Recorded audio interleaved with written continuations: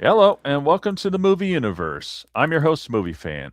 Today, we got a very special live stream for all y'all. But before we get on that, let's introduce the rest of the cast, if you will. Say hello to Joshua Oro, the Mustang Prince, Hey there, everybody. Jonathan, the reviewer from Jay's Watch. Hello, everyone, and it's great to be here. Oh, and we got one more.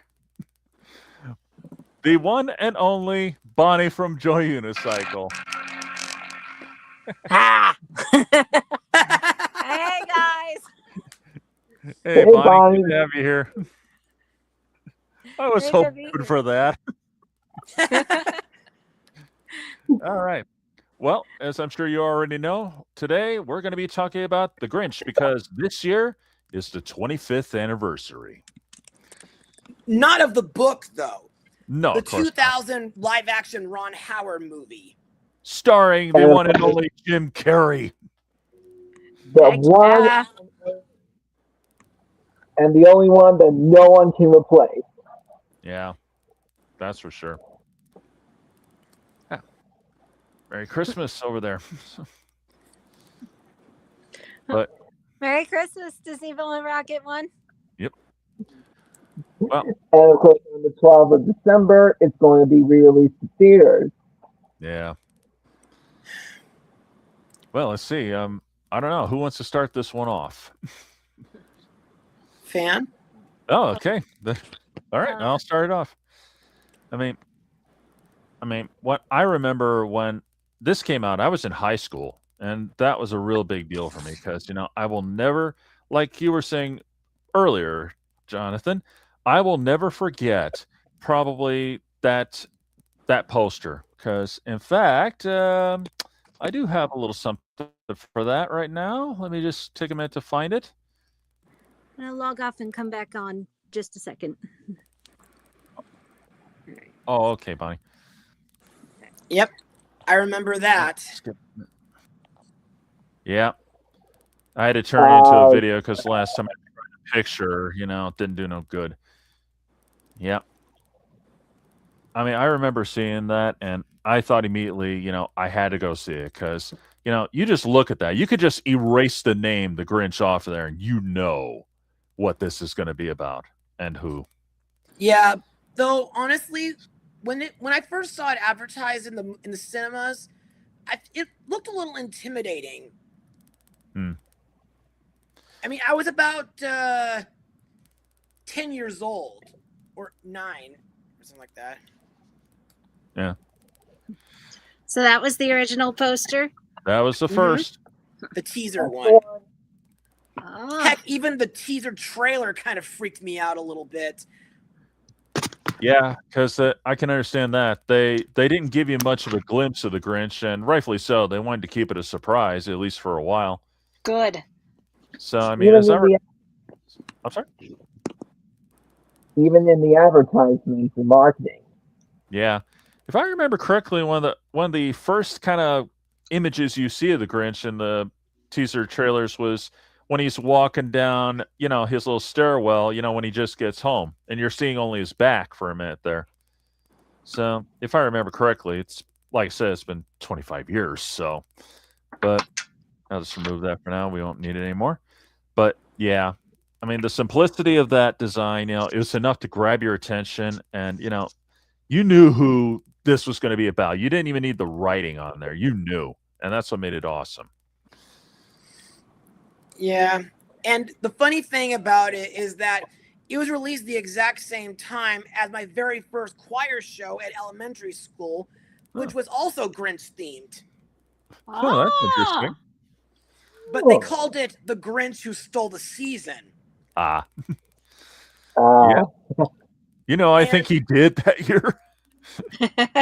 yeah, and Totally. not only does it feature the Grinch's song "You're a Mean One, Mr. Grinch," but it also features other songs like "Season of Celebration," Oh, "Green and White," "Zoot Suit Santa," "Jamaican Noel," "Kindled by the Flame," which is a Hanukkah song, "Perfect Winter Day," and also was also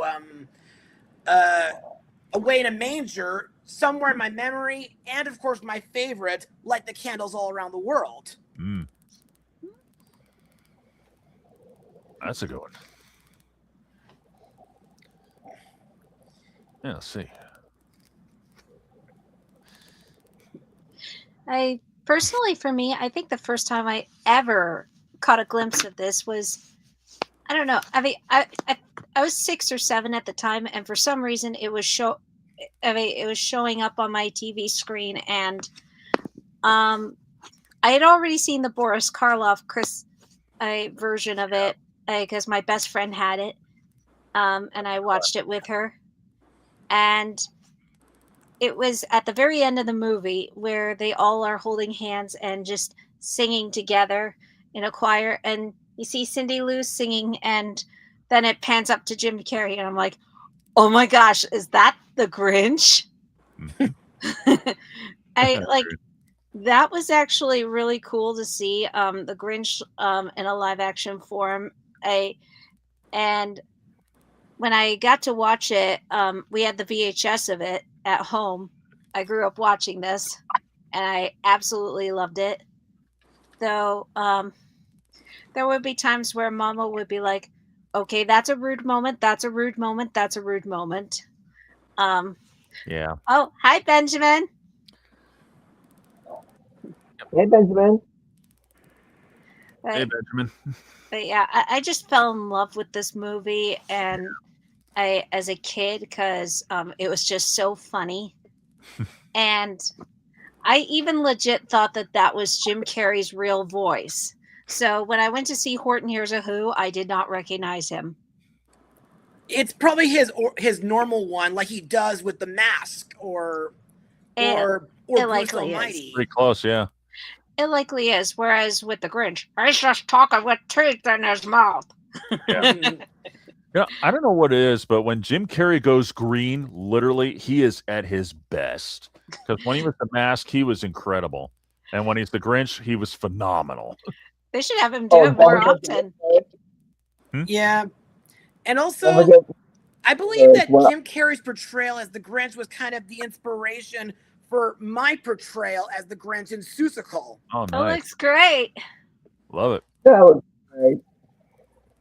And that pose is a nice touch. Thanks.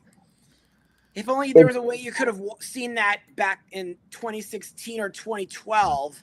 Yeah. And what I like about it is that because it's a callback to the official poster. Yeah. So.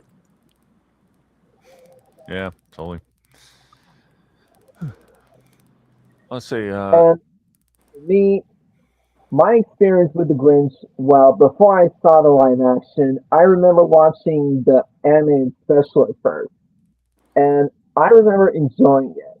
But then later, when I heard that they're doing a live action remake, I was hooked by it, and I wanted to see it so badly. And I remember watching the commercials, the marketing, and how amazing. And it's Jim Carrey ruling the holiday season. And so I get to see it, and I enjoyed it. And it became, well, after rewatching it many times, it became my favorite Christmas movie. Yeah. As for me, like, when it comes to the Boris Karloff special, I mean, like, I didn't officially was introduced to it by watching the special itself. Huh. I mean, I was introduced to it from In Search of Dr. Seuss. Ah, right, yeah. But that's what influenced me to watch the special in the first place.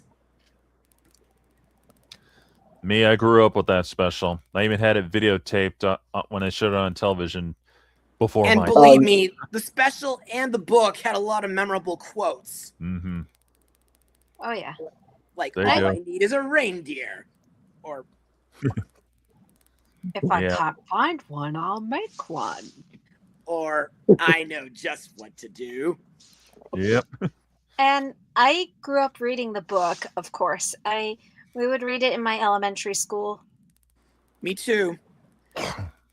I'm pretty sure it's I kind of wonder if it's a requirement nowadays to read Dr. Seuss in elementary school. I hope it still is. It better So not do be I. banned. Better not be. Because I Oh, swear, the day that happens, I am signing so many petitions, it won't be funny. Same here. I did kind of. Me and I can't remember what grade it was, but it was sometime in elementary school, before the choir time, when I got me and my class got to do a little rendition of the book in class.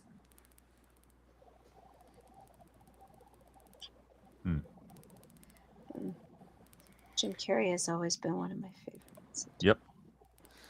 It's Yeah. true. And I think I've grown a little bit more of an appreciation for it as an adult. Yeah. Because Same here. unlike the animated, both the animated special and I think the live action movie have different points that they try to make about what Christmas means. Mm-hmm. I mean, in the original version, and this is something every critic has talked about, who's already know what Christmas is really about, so that when their stuff is gone, they completely ignore it and are happy. Whereas in here, they're so caught up in the commercialism that they need a reminder that Christmas has nothing to do with things. Yeah.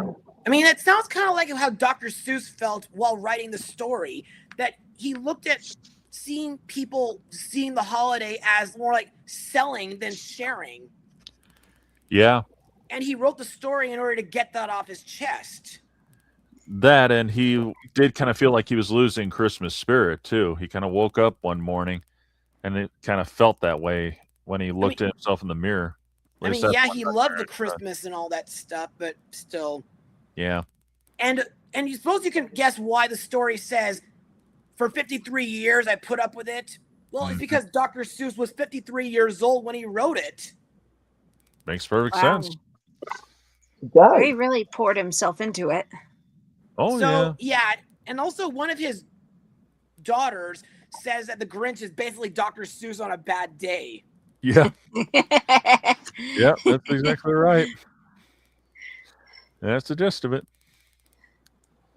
But yeah, and that one's always been a classic. And when Jim Carrey did it, I'll admit I was skeptical at first because I'd seen him do The Mask and I've seen Ace Ventura, but it just seemed like it was out of character for him. But when I saw him in action, I gave it a chance anyway because it's the Grinch. I had to.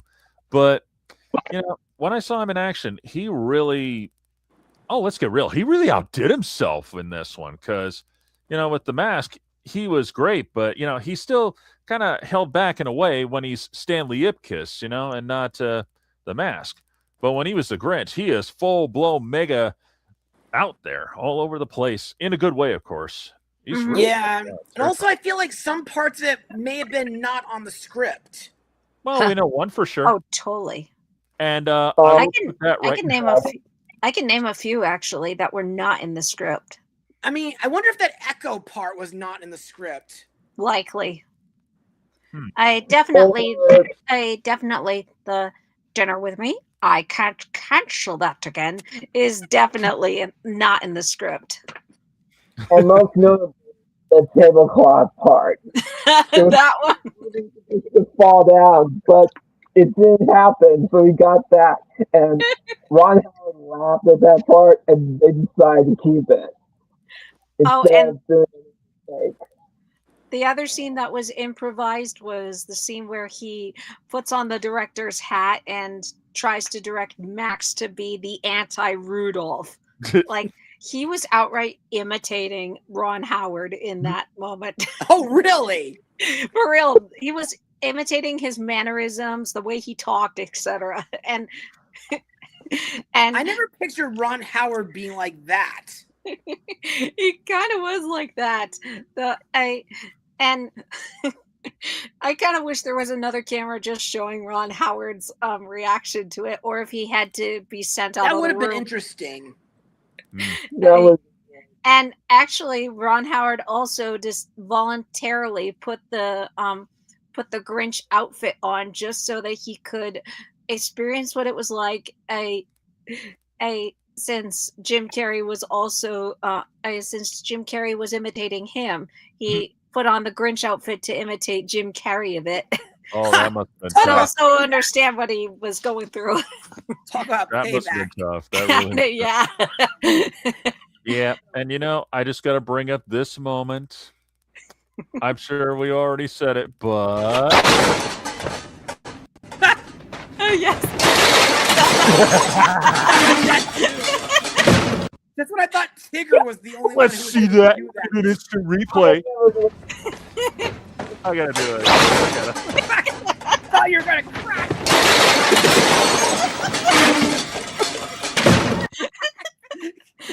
never get tired of that. That's what I thought. Tigger was the only one who was able to do that.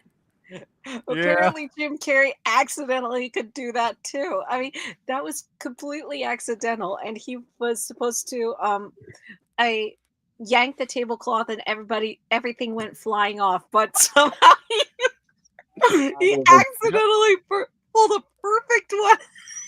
Oh boy, what are the odds? I mean, really, what are the odds? That was so funny. And also, another favorite part that I like regarding the Grinch is the trash slide. Oh yeah. Oh, that's awesome. I mean, like, I wish that slide was real. I mean, like, that looks like fun. Universal. How come Universal's never thought of that? I mean, Get on it, Universal. Or have they? Have they? I don't know. No, they not should. Really, no. I mean, like, Well, I really want to ride that. Yeah, I can see that catching on big time. Jump in and press the button and you're off. Yep. That would be awesome. Yeah. Hey, I wonder, does anybody know if he improvised this line when he got the garbage? Oh, goody. Another load coming down. God, what is that stench? It's fantastic. I love that line. Hazardous waste. Yeah. I would not be surprised if he improvised that one. I think the only lines that were not improvised, at least guaranteed, were not improvised, were the ones that were in the book already. Oh, of course. Of course, maybe. Yeah. I mean, like, and they'll feast and they'll feast and they'll feast, or it came without tags. It came without packages, boxes, or bags. Definitely not. That clearly was from the book, so he could not have improvised that. Yeah. Oh no. Though maybe it's just the attitude. The parts where the narration that shows the Who's playing with their toys and instruments, I don't think that was. I don't know if that was scripted or not. Probably scripted. Yep. They were different from the special. And it's been a while since I read the book, so they came up with different toys. That's about the difference. They did. Perhaps. There is a line that I kind of wonder if it was improvised, and it's the first time we see the Grinch a bit. And it's where he comes up with this insult for the Who's, where he's like, the well done, Max, I'm pretty sure was in the script. But I don't know if this part was in the script.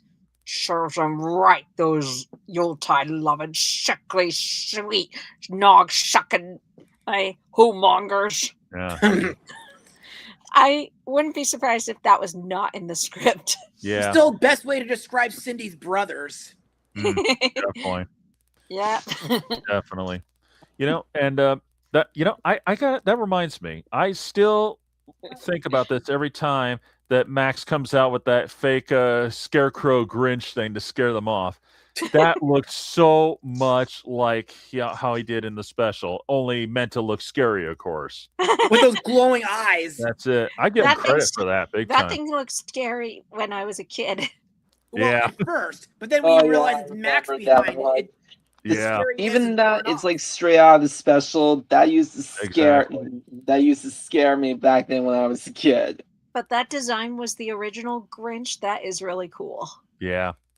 Well, like I said, I was in high school at the time, so it startled me or surprised me, but no, it didn't scare me. It was like, oh man, that was great. What he did. I was elementary school. I was easy to scare. Yeah, elementary for me too. Then again, even in middle school, I was easy to scare. And also, the part where Jim Carrey does that creepy face, the one that was must have been taken from the special, that was brilliant. Smile. It's like the way he smiles, like yeah, That was amazing. Oh, yeah. he really had that down. And the shocking thing, at least this year, in a Sonic 3 interview, he does that Straight out of the smile special. again. yeah, I remember that. I've seen that. Without makeup or without anything making us realize he could naturally do that. And it's like, how? Yeah, and also like, that's amazing. You'd think without that makeup it'd be impossible, but yeah, he could do it. And he really, really pulled it off. Like I said, yeah. And like I said, Jim Carrey's like a living cartoon. Well, he has been like that since he was young. Yeah. I mean, he's I've heard when I was in high school, I read some sort of history about him, and he kind of was a little bit of a disruptive during class when he was. I can believe that. Yep. Oh, Benjamin asks if he could join us. What do you guys think? Shall we? Sure. All right. Sure thing. All right. I'll send the link right now. Once he's in, I'll be turning that off because, Yeah. we only have I so think much that's time. a good idea. But yeah. Okay. And, getting to, with the Jim Carrey's The Grinch, we can always praise Jim Carrey because his performance was phenomenal. In fact, that little documentary I sent you guys, I don't know if you watched that yet or not, from Hats Off Entertainment. Well, he said it best, that when you see Jim Carrey in action, you forget that he's an actor. In fact, he made the Grinch feel like a real person, the way he's moving with the costume and, of course, doing that Grinchy smile and all that. I don't think anybody else could have done that. I mean, there were options of other people who were up for the role of the Grinch, like Dustin Hoffman, Jack Nicholson, Robin Williams, even Robin Williams. Jonathan? I don't know what happened. But yeah, I mean, I could see Jack Nicholson voicing the Grinch. I cannot see him in the body costume. And I feel bad saying this. I can't really see Robin Williams as the Grinch at all. You're not the only one, Bonnie. I mean, he's great, but he's amazing. But I don't think I could see him as the Grinch at all. Well, what do you think? Yeah, I mean, if he can, I mean, I don't know if he can do the same way he did Popeye. No. Yeah. Or the genie. Well, I mean, the genie was one thing. He could voice it and improvise in that way, and his voice was very energetic, but he would have to work under intense makeup. Yeah, that's for sure. Oof. And, Jonathan, what happened? Sorry.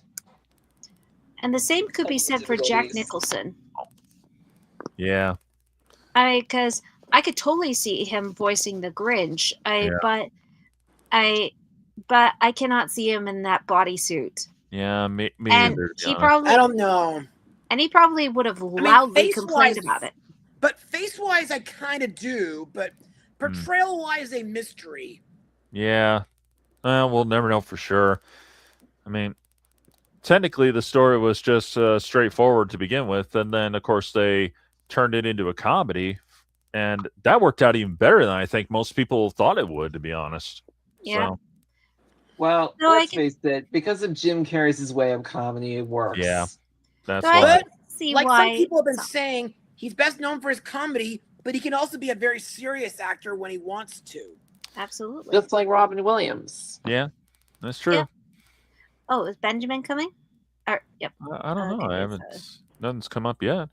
So, but yeah, I really can't see anybody else other than Jim Carrey as the Grinch because he had both he had the face, he had the voice, he had the body for it, and even Audrey Geisel absolutely recommended him.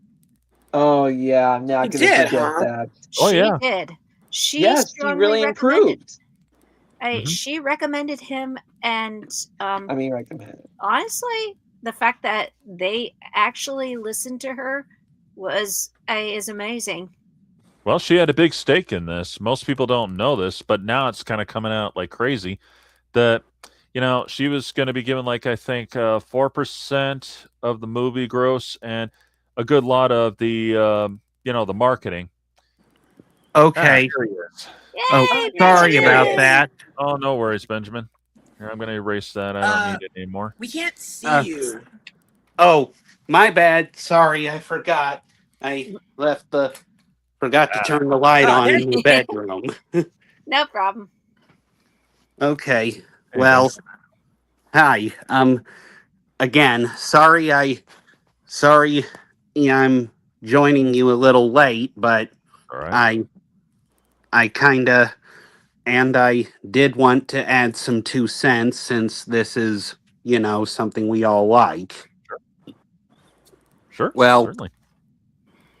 I was just watching the Jim Carrey Grinch last night, and I'm sure some of you saw saw the post that he made regarding my dislike of Mayor Mayhew. Oh, Mayor yeah. Mayhole. Yeah. It's accurate. It fits him. You mean like Mayor Gaston? I'll Definitely. say. And like I said, when I was younger, he didn't seem that bad to me, but now that I'm older, I finally registered it. Yeah. Yep. You and me both. And He's a good again, actor. he's more like another version of Gaston. I'm not going to deny Jeffrey Tambor is a great actor, but let's just say that even though the actors are good in a lot of these cases, I still don't like the characters. Well, no. Yeah, enough. point taken. And he's not meant to be likable at all. I mean, he was not even likable as a kid. And No. another... Oh, sorry, go ahead. I said Mayor Mayhole was not even likable as a kid. Joshua, I can't hear you. But my microphone's up. You guys can still hear me, can you? I can. Yeah, I can. Yeah. I can Oh, hear you. Okay. Well, what I was saying is that, again, he's like another version of Gaston. Oh, well. I don't think he is. Nah, I never pictured him like that. No, he didn't seem to have a big ego. Yeah. He's not really about an ego. He's just more like because he's already the mayor. He doesn't. Whereas Gaston's just a hunter. Right. Well, Big ego. I say that because mostly because And he couldn't give. Also, he couldn't say no Bonnie, for an answer. I wanted to and also make if a you quick watch the mention deleted that scenes, you kind of got the Grinch's opening line a little wrong. It's sickly sweet nog sucking cheermongers, not whomongers. Cheermongers. Oops. Fair enough.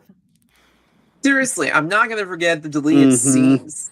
And for those of you who have not heard, I'm pretty good at doing impressions of Jim Carrey Grinch myself. Me too. Of course, Bonnie and movie fan already know that, so I'll save on that. Yeah. I don't think I've heard. Joshua, I haven't heard you do the Grinch. Well, you've seen my clips from Seussical. I still can't hear Joshua. Why? Huh. Why can't you hear me? I don't get it either. Yeah, we can hear you. It's weird. Yeah. This doesn't make any sense. Mm. But anyway, I'll get you when this thing. I'll get you when I listen to this thing at another time. Okie doke. Anyway, in order to demonstrate what kind of line should I do? They want to get to know me, do they? They want to spend a little quality time with the Grinch. Okay. I never thought of that. I guess I could use a little social interaction. Oh, I think I heard you. I think I heard you that time. To sort this out. This is his. No, it's yours. No, it's hers. No, it's his. I don't know why. Dirty. I got all the company I need. Eviction notice. Jury duty. Oh, Lord. Never get tired of that. I never Me know. neither. Or get me cat. Don't you know you're not supposed to take things that don't belong to you? What's the matter? You some kind of wild animal? Yeah. Oh, and who could forget when he first met Cindy Lou? Can I use your finger for a sec? Oh, Max, pick out a bone. yeah. Give Yeah, me who could that. forget meeting Cindy Lou? Oh no! Yeah. Give me that. Don't you know you're not supposed to take things that don't belong to you? What's the matter with you? You're some kind of wild animal? Huh? Let's go. Yeah. One of my favorite things, anytime I watch a Jim Carrey movie, and I think this one is no exception, is I trying to look at the other actors and seeing if any of them are trying hard to not crack. Yeah, I know what you Oh mean. yeah. Besides Well, Taylor mhm. Momsen. Yeah, nobody can stop laughing Yeah. because of Jim Carrey's performance. Yeah. Nobody. Even Yeah. I'm one of them. Though I will say, I have. I mean, well, though talking about the other Who's and the other actors, I half get and half don't agree with what the other critics say about the other Who's looking scary. I don't picture them it. scary at all. Well, the noses are kind of a little bit bizarre, though. Yeah, Yeah. they are. But that's nothing compared to their first attempts. In fact, I got footage of that, including including footage of some test footage of what they were trying to do with the Grinch. That was when they were trying to figure out what they should have him look like, because the trick was to try to make him look like the Grinch, but yet be more expressive. Because with Jim Carrey, you had to be, and his performance proves that. So. Though But I kind pick of that up wonder here. what it'd been like if they went with all yellow hair, like my friends in theater did. Oh. Wonder what would have been like. Here's what they were And originally also, come to think of it, going with. oh, wait. Take it away! Take it There's away! the Take it attempt away! with the Grinch there. Take it away! No. Take it Yeah, I away! know. Take it away! I know. Take it away! Oh, No. I like this one. I like this No, one. no, That was no. pretty close by comparison. No. Oh, no, that does not one. work. The hair is That does definitely not right. work at all. That's hideous. If Hideous. you don't turn that off right now, Let me. I'll hunt you down and gut you like a fish. Well, I gotta Like show you the Sparky, first right, bit because it Sparky. didn't come up. I'm sorry. I wonder Take if it out of Guys, here. we're gonna have to go taking him through on to this Hagen's again. I'm answer sorry, machine. but this is what Oh my gosh, they were leaning on. that They looks wanted him worse. to make him look more animal. So That okay, one- That chef looks kind of like Warren Warwick let's just be grateful they or didn't Kenny do Baker. Okay. Yeah. Yeah. Okay. Thank you. Okay. Just a second. Roper. Ebert's Ghost. Doug Walker. I want you to apologize right now. I want you to apologize for everything you said about about the makeup on the Who's in the final project, because this looks worse. It is. And I'm Here, glad they here. didn't go through with it. Yeah. I mean, I can Well name another said. good reason why they probably didn't go through with it, because let's Despite get real, that, to I do can all give that, it them would have credit been a for lot of trying. work. Yeah, because it Yeah. would have been a lot of work for them to do all that makeup job, because they had a pretty big cast of background characters. They did, and it's Mhm. impressive. Yeah. And They really do. and Yeah. I'm gonna just say the big noses on the Who's, it didn't really bother me all that much. Me neither. Yeah. Not too much for me, even though it's a little off, but a little strange. But For me, they just looked weird. But then Yeah. again, it's the Who world. I don't mind. right. And the Yeah. set And, was uh, right out of a Dr. and get Seuss this. story. And get this, movie fan. I What? figured out that, well, for the past few months, I found out that why did the Grinch sound like this? I didn't say anything. Because Jim Carrey made like this voice as an impression of the late Sean Connery. And you must know it was even referenced before in what is it? Ace Ventura, Pet Detective. Really? Interesting. Ah. So yeah.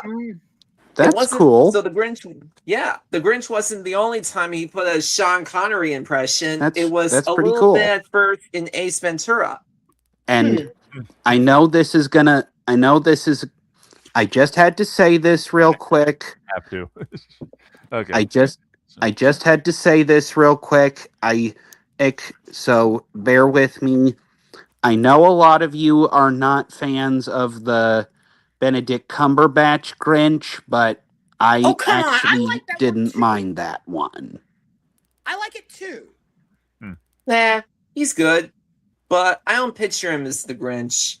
I just had to say that. You don't need to make a big talk of this to detract. I just had to say it. Good. That's fair. That's okay.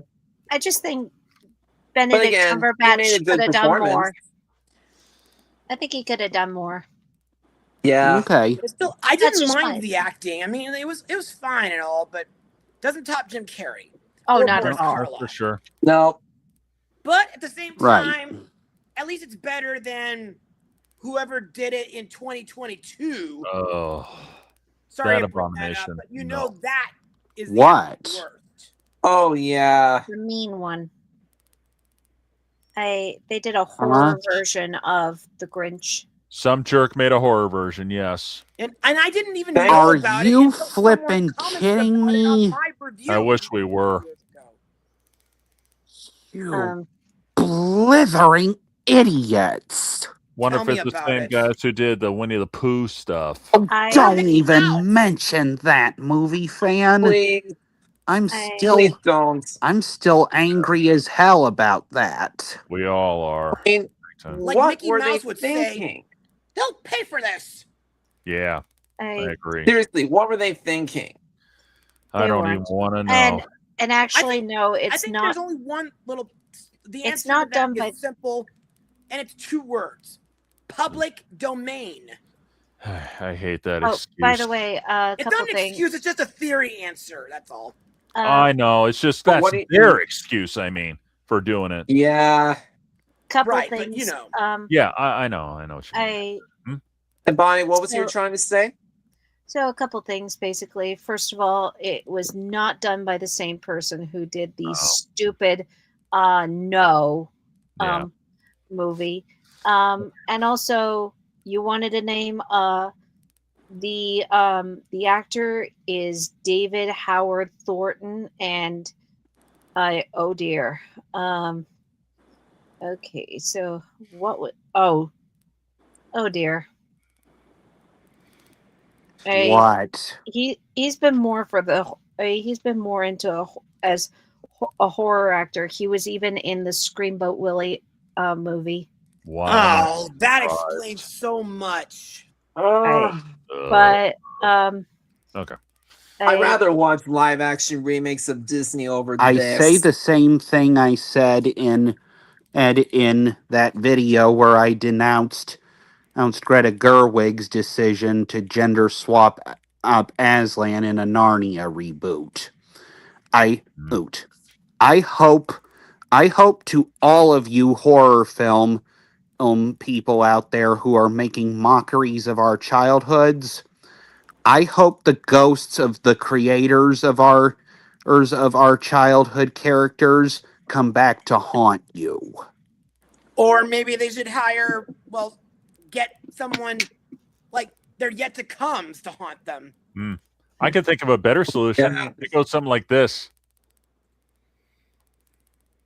Wait for it. Fetch me my sedative! Oh my God! Take care of those nasty memories.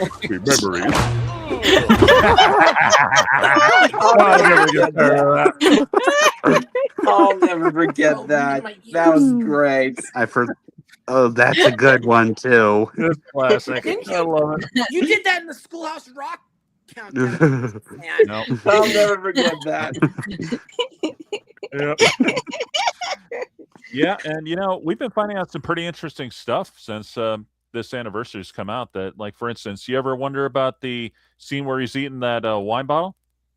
That's actually not made out of sugar. I hope it's actually eating glass. What's it made out of? It's actually made out of breakable resin, they said. I actually looked it up. I always thought it was candy glass. Basically, for those of you who don't know, that's glass that's made out of sugar that's usually made to make plate glass windows so stunt doubles can drive through. It looks like glass and it doesn't hurt you. It doesn't cut you. It's just made out of sugar. But in this case, it was made out of some kind of breakable resin that would just break up, and he would just spit out the pieces whenever they yelled cut. Because if you pay close attention, there's a lot of scenes where he's cutting between him and Max and, him doing this and him doing that, like from different angles. Yeah, explain. Makes sense. Yeah, and obviously, I always had my suspicions about that because, I've heard glass break before. It does not sound like ching every time the way he did it. So I always had my suspicions, but I always thought it was candy glass. So my big concern was what was he eating at the time, and well, now we know.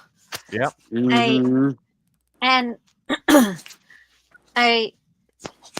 the commitment he really throws himself into with a lot of this, the fact that he bites into an onion, that he I hope rubs on his armpits. I hope he spit this out during the take. After the take, where he's eating a banana peel. Oh yeah, I forgot about that one. Yeah, and it looked like a rotten banana peel. It was meant to. Yeah. But it did serve a good purpose in his song, though. Oh sure, And- of course. Because I really hope that he, it matches the lyrics. Yeah. And speaking of which, when I was kind of not really expecting it, but when that song came up in the movie, I couldn't help but sing along because it was part of the choir show that I was in. Sure. I mean, how could you not? That song is iconic. Oh, it is. Mm-hmm. And I love how it's get done. this. It was written by Dr. Seuss himself. Mm-hmm. I mean, we all know that, don't we? Yep.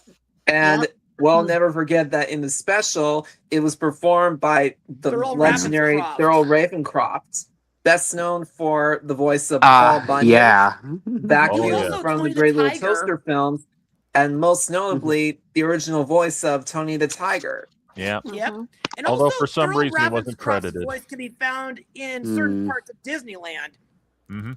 Oh like yeah. Haunted Mansion or Pirates or as one of the singing. And there are plenty of times where the lines that you've quoted in things that you can quote in the movie can be applied to scenarios other than holiday film situations. That's true.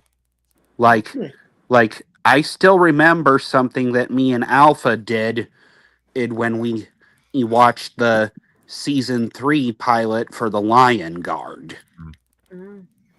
We used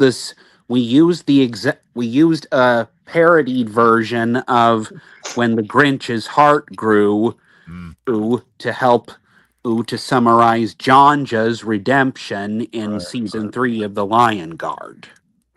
Oh, that's true. Really? I like your comment, David Jones. Yep. Oh, there's a follow-up to that one. The mouse says. But as I recall in the movie, he took the mouse.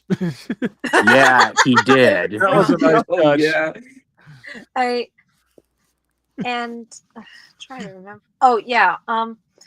I haven't looked this up yet. Maybe I should. I was kind of wondering if Jim Carey was actually singing, or if he was singing alongside a better singer. I believe that was actually him in a way, because believe it or not, yep. In the soundtrack, he actually does do another song, but it was made strictly for the soundtrack only. Yeah. So he was singing. Yep. Mm-hmm. Yeah, it was believe it or not, it was a rap song that he did with Busta Rhymes. It was kind of a gag, really, but it was pretty hilarious what he did there. Have you guys ever heard it? No. I think I did. I never heard of the rap song, but I remember listening to that version of "You're the Mean One" from the movie. Well, that I'm was definitely featuring gonna- Busta Rhymes. I'm pretty sure it was Busta Rhymes that might be was the one you're featured from thinking, that but- version.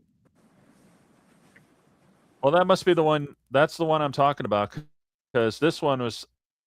The song is called Grinch 2000. Like I said, it's kind of a joke because it was the year 2000 at the time.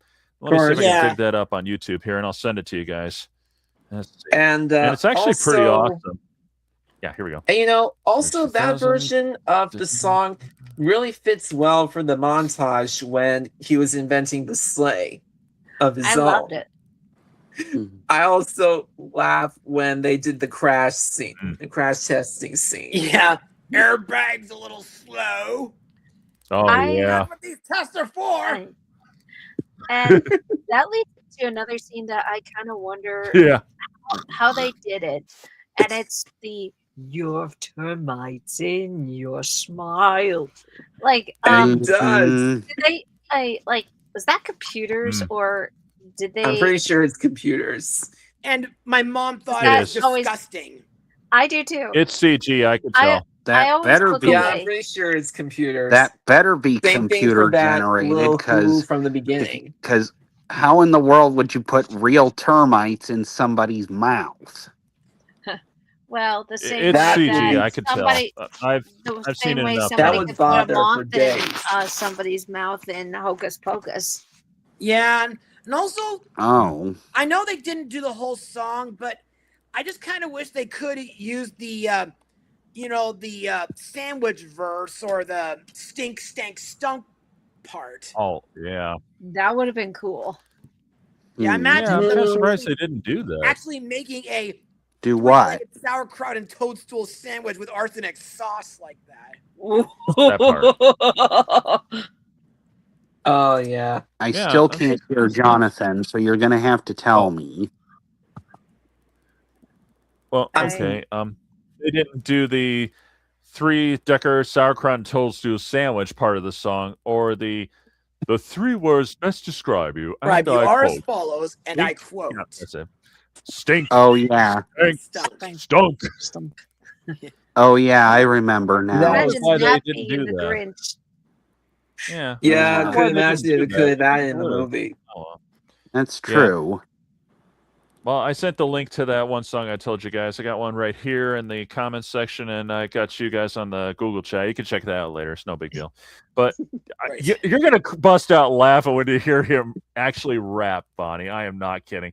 Because, oh my God, I am so tempted to just post that right now. And also, now that you mention it, I remember that he did sing in The Mask that Mexican mariachi song. Oh, yeah. Cuban Pete. Cuban Pete. So I guess I shouldn't be surprised that Jim Carrey can sing. He's got his moments. Yeah. Well, didn't he also sing in Horton Hears the Who, that final song? He did a part of it? Oh, yes, he did. Oh, yeah. Yeah, he did. So Jim Carrey can sing. He's got his moments. Mm-hmm. But yeah. And there's one person who just does not get enough credit for this. And that would be our narrator, Anthony Hopkins. Anthony Hopkins. I've heard no complaints about him, and rightfully so, because he was great. But nobody praises him enough. I thought they do give him credit. I must admit I didn't have a face to put to Anthony Hopkins' voice until I saw the Thor movies in the MCU. As far as I can tell, Anthony Hopkins can do no wrong as an actor. No. Oh, yeah. He's been a can't serial really- killer and all kinds of things. I mean, he probably doesn't always pick the best movies, but he always makes the best of it. He does. He really I mean, I think you could just put him in anything and he can he's one of those actors that can automatically make it better just by being in it. Yeah. For me, I say Anthony Hopkins is perfect. I've known a lot of actors who have I've known of a lot of actors who had that factor, Tim Curry being one of them. Mm-hmm. For me, when it comes to being a storyteller or narrator, I would think of 3 perfect actors who would do that. Which, and those are on a slightly unrelated note, and those here, are John Hurt, Anthony something Hopkins, and here, Gary Oldman. I would if any of you haven't seen this yet, can be seen on YouTube. I would highly recommend you guys to check out the animated version of A Christmas Carol where Scrooge was voiced by Tim Curry. Oh, I remember seeing it yes, once. the one that had Jody as Belle. And of course that Scrooge has a pet dog. Yeah, it's pretty good actually. Just a side note. Right. So I guess back on track.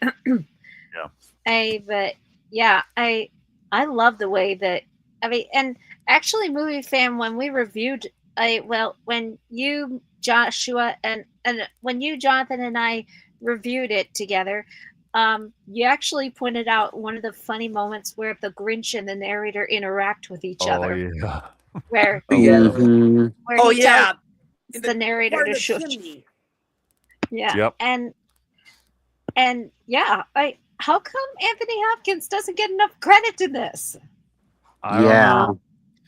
I mean, he gets praised, but I think it's just not enough, you know? I mean, I'm sure it's easy to look at Jim Carrey and ooh and ah, but yeah, everybody else seems to get kind of overlooked. Sad but true. And that's sad. Like, everybody's putting their best foot forward in some form or another, and I think that's another thing I love about this movie compared to something like The Cat in the Hat. You really feel like Ron Howard and the actors. You feel like that Ron Howard and the other actors are putting their hearts into this, that they really care about this. And on top of that, you actually mentioned this, but Ron Howard made this for his mother who was dying, and he loved Christmas the most. Yeah. And you really, and I really feel that labor of love whenever I watch this movie. Amen. Yeah. And so, this movie is dedicated to her, and I'm sure that she would be very proud. Yeah. I think so. And especially since it had the blessings of, the blessings and support of Audrey Geisel, it definitely. Yep. Well said. And also, anyway, back to the chimney part. I wonder what influenced them to use a vacuum. I guess maybe time saving. That's my guess. Yeah. Because, what's the quickest way to get everything up the chimney? Including a Persian cat by accident. Twice. And using a jar of moss. And come to think of it, it's the same cat. And I can actually testify to that because I used to work at the Humane Society in my town, and though we never had any Persians, we did have a number of times where we had to deal with not so friendly cats. Yeah. Oh dear. And I bet Sphinx Cats is one of them. Yeah. There are some now this wasn't me personally, but I remember seeing coworkers who actually had to wear very thick utility gloves to handle some of the cats because they scratch so much. These gloves were made of leather. Yeah, I'm suspicious of my cat now. This. For when it comes to Max, Ron Howard found a dog that was like, I think it was a homeless dog, or did they found it from the shelter? And Ron Howard found the perfect dog for Max. That is almost like straight out of the special. Interesting.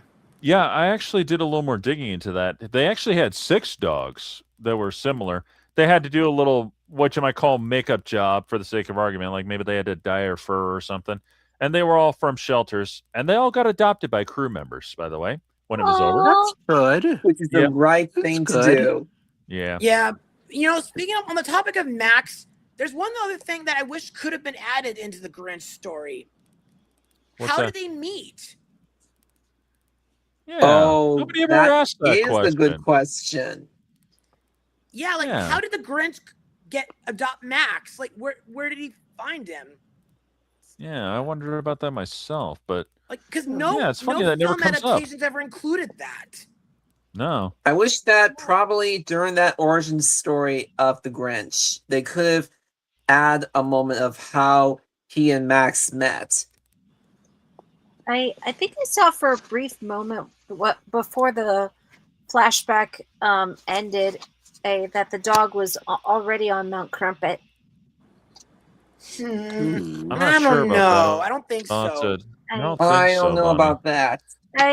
Maybe my memory's a little bad, but I thought I saw that.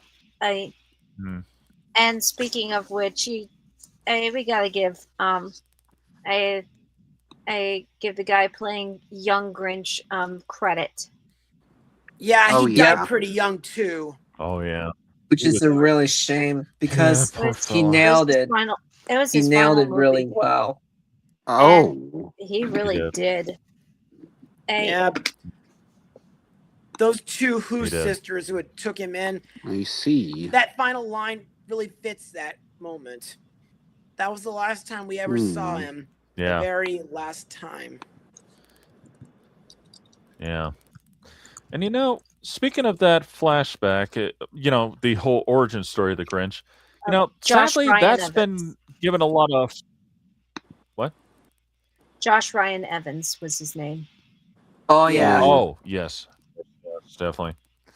Yeah, the sad thing about that whole scene is it's gotten a lot of flack lately because unfortunately I know a lot of people, and some of the criticism I can understand because this was, believe it or not, one of the reasons why Dr. Seuss's wife actually went for the idea of going with Universal, because they pitched the idea of an origin story for the Grinch and she liked it. But at the same time, I can see why some people might give this criticism because, well, it does kind of contradict the story, especially when we see that, why did he go to Mount Crumpet? Why did he, hate Christmas? Well, because of, what happened that Christmas Day. But, the funny thing, and everybody overlooks this every time, is there were clear-cut signs that he did not like Christmas to begin with. Because, let's see, the animatronic Grinch baby eats the Santa plate, and obviously that's kind of yep. Really, and that was animatronic? Yeah, seriously, yeah. And people have complained about that too for years. I don't know why. And if you pay close attention, when you first see young Grinch, he is drawing a picture of Santa's sleigh being shot down by a rocket and laughing. And of course, when the teacher brings up about Christmas, for instance, what does he do? Again with this. Yeah, exactly. So clearly he didn't like Christmas to begin with, although when he was born, that may have had something to do with it, considering being stuck in a tree all night. Like that on Christmas Eve. He could have gotten hypothermia. That's true. Yeah, he could have. But I'm sure that didn't help. Of Martha, he got in the spirit. Yeah. Yeah. But you still can't ignore the fact that the way he was bullied was the final straw. It was. It was definitely the final straw. After he was By the way, I got a bit face. of something regarding that bully plot. That, being teased because of his sideburns, it kind of made me scared for my own future. I was afraid that people would laugh at me for growing in facial hair too. And then later in the film, when the mayor gave him a shaver of his own, he had to be reminded. The moment that he was this close to getting the spirit again, after the mayor just ruined the moment, and he even made it worse by proposing to Martha right in front of him. Yeah. That's why earlier I said that it kind of reminds me of Gaston, and it's kind of Gaston-like. But again, doing it in front of him, that hurts a lot. Personally, I don't see it as Gaston. It's two different things, because when she ultimately says no, he leaves her alone. Whereas Gaston doesn't take no at all. Yeah, exactly. But yeah. Well, not at first. He's a bully. Yeah, it did happen. Let's just stick with that. Yeah, that's what I say is about it. And here's a funny coincidence for you guys. And Believe it or not, yeah. the mayor and of course Martha, they actually were in another movie together. One of those Hallmark Really? Christmas specials that nobody cares about. Yeah. He Never was the heard of it. doorman at a hotel, and she was the owner of the hotel. Seriously. Wow. That's a funny Interesting. coincidence, too. I wonder what And it was special that was. It's called Eloise Christmas, I believe. It's one of those Hallmark movie ones that most people wouldn't know about. So, again, I've never heard of it. Yeah, the classics are better than the Hallmark. Yeah. Considering the fact that my sister was part of one. Well, I mean, most of the modern ones. Of course, I'm never ever gonna forget when after the Grinch scratches the car on the car, he Considering made the fact that he has no fingernails. I always wonder how they pulled that one off. They don't talk about that. Yeah. I like the moment that he goes like full crazy mode. That after when he said, "Of course they are." Yeah. But he does bring up a point. Oh, of course, he was right. He really does. And I think that that's what I actually like about this version of the Grinch, because even though in the original version, the Who's already know what Christmas is all about and don't care when everything's taken away, here they have to actually be reminded, okay? Because in our society nowadays, I think we need to be badly reminded. I don't need to. I mean, I already know what Christmas is about, and just that I view certain things like the same way Dr. Seuss did. And also on the topic of the mayor being a jerk, you know what happened after that? What the heck just happened? After that, he hurt Cindy's feelings. I don't know. Turns out that they have a spare tree. I was like, you have a spare the whole time, and yet you offended Cindy Lou. Something wrong? I think something went wrong with this for a second. Sorry about that. I mean, that was I'm weird. telling you. Yeah. I'm telling you, this is not okay. No, this is not a I do agree with you though, Bonnie, because there are areas where we definitely need to remember the true meaning of Christmas. Absolutely. And a lot of and I've worked in retail and restaurants, and Christmas is feared by employees because of how badly they are treated.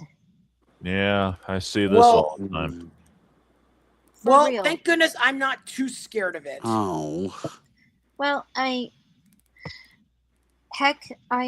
almost cursed Christmas because of how a couple ladies treated me. Oh. Well, Bonnie, I hate to quote Nick Wilde, but I'm sorry. never let them see they get to you. As much as I could, I didn't let them. However, that's good. They absolutely broke me, and wow, it was one of the ways I left Panera. One of the things that got me out of Panera. Wow. Because nobody was going to help, and they were the ones that got the rewards and got to scream at me. Oh. So yeah, I actually appreciate that the Grinch, that this version of the Grinch addresses the cruelties that do happen during Christmas. Yeah. And that the audacity never ends. And would they be willing to remember Christmas even if everything was gone? Maybe that's something we should ask ourselves. Yeah. Would we be able to remember what Christmas is really about, even if all we had was gone? I think in my case, I probably would, because I learned a while back that even though the person and of Santa Claus isn't real. The principle is being kind and spending time with your family and doing what's right in the eyes of God. Absolutely. Yeah. And I hope we never forget that. Mm-hmm. And judging when I heard about that news, here's my quote. And they are relentless. I'm pretty sure most of us had good families who read the nativity story to us and groomed us with the true meaning of Christmas too. I know that was the case for me. I don't know about the word groomed. And what it's like to have a good time in there. I don't know about the word groomed because but raised us. You know what I was trying to say. Absolutely. And I definitely had that. And I loved it. And I think for me, what I love about this version of the Grinch as an adult is the reminder to be kind to one another. Exactly. Which is something that needs to be heard more often. And also, especially in Christmas. Close. Mm-hmm. It may not be the same as the original, and I get why that would frustrate critics. I definitely get frustrated with the differences between the Ella Enchanted movie and the Ella Enchanted book, but with this one, I think there's a bit of an exception. Mm-hmm. Because it fits in the spirit of what the book was doing and tried to teach, and also had its own take on it. Yeah, and didn't, exactly. And I didn't feel like it outright disrespected Dr. Seuss. Nope. Heck, it had Audrey Geisel's blessing on it and work, so that says something. Yeah. Mm-hmm.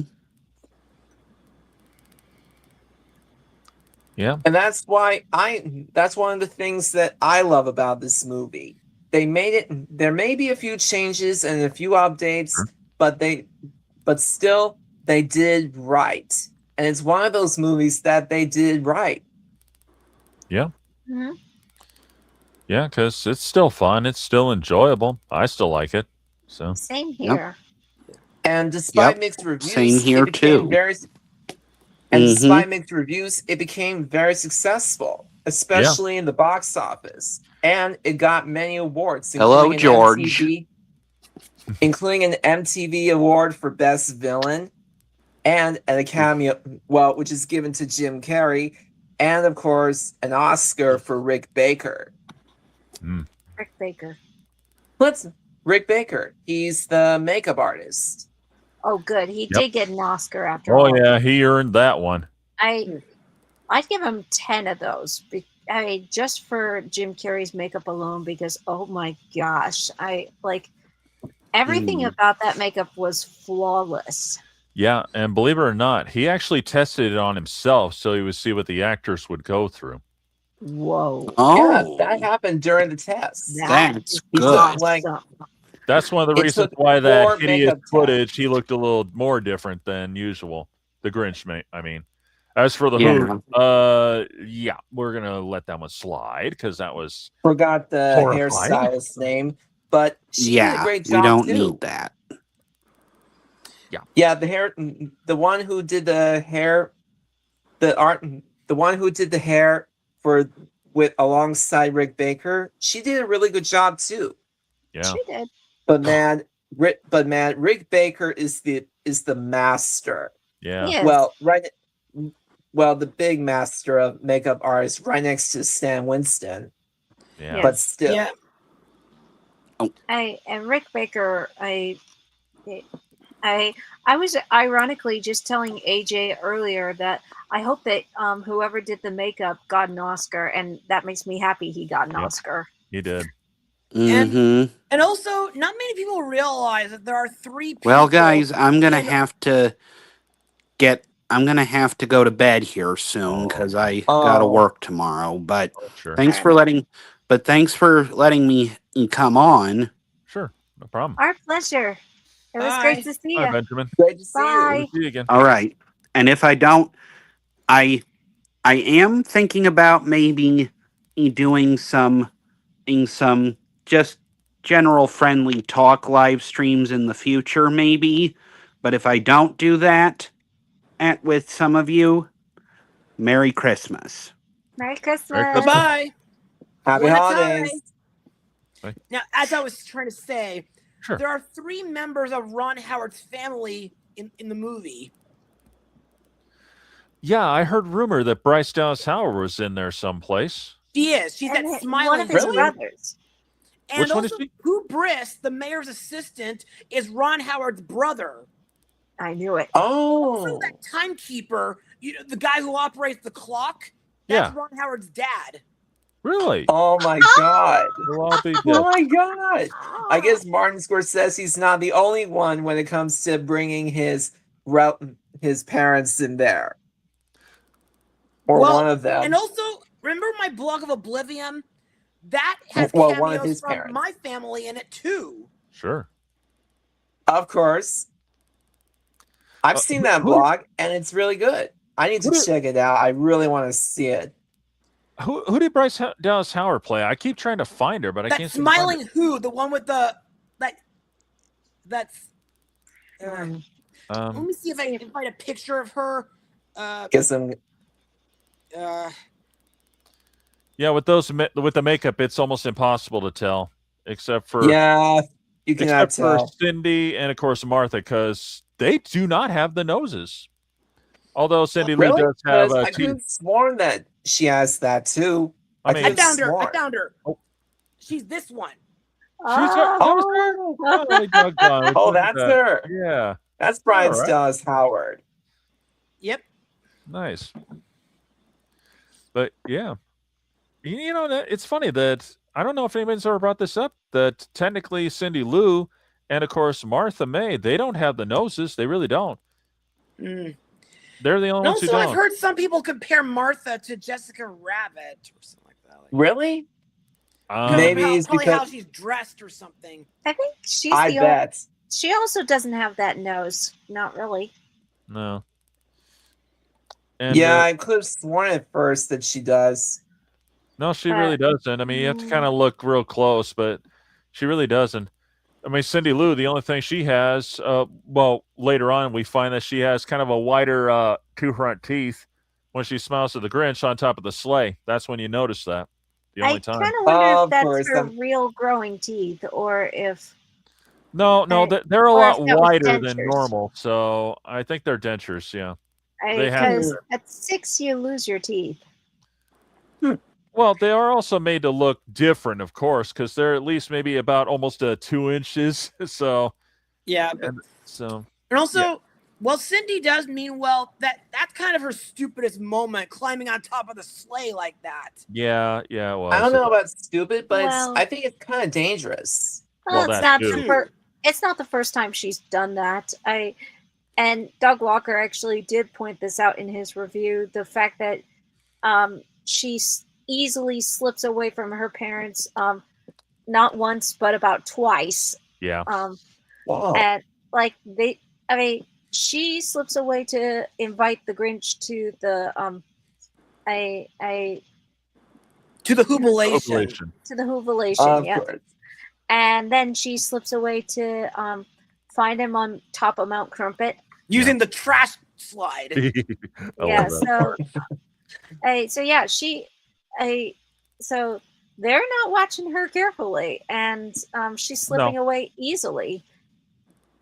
Yep, that's true. And I- yeah,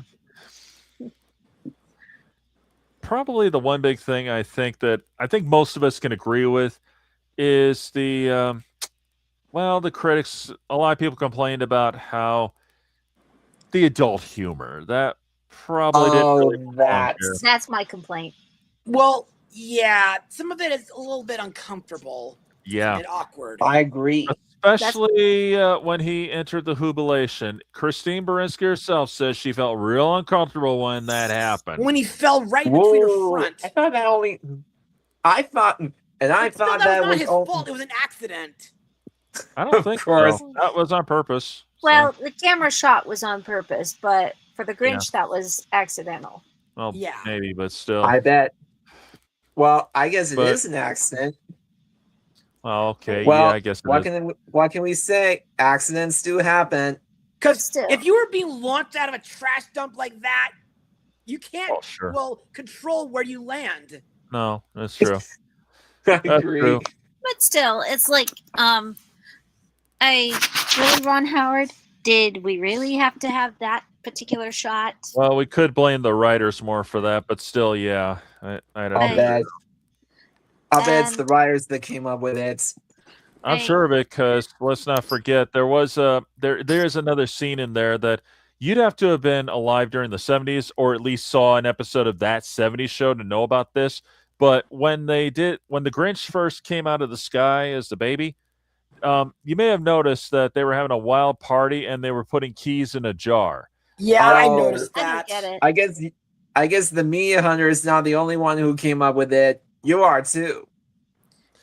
Unfortunately, yes. I saw an episode. It's kind of a little bit weird in that party. Yeah, that was pretty weird. But then again, it was clearly a swingers party. That's what the reference is, Bonnie.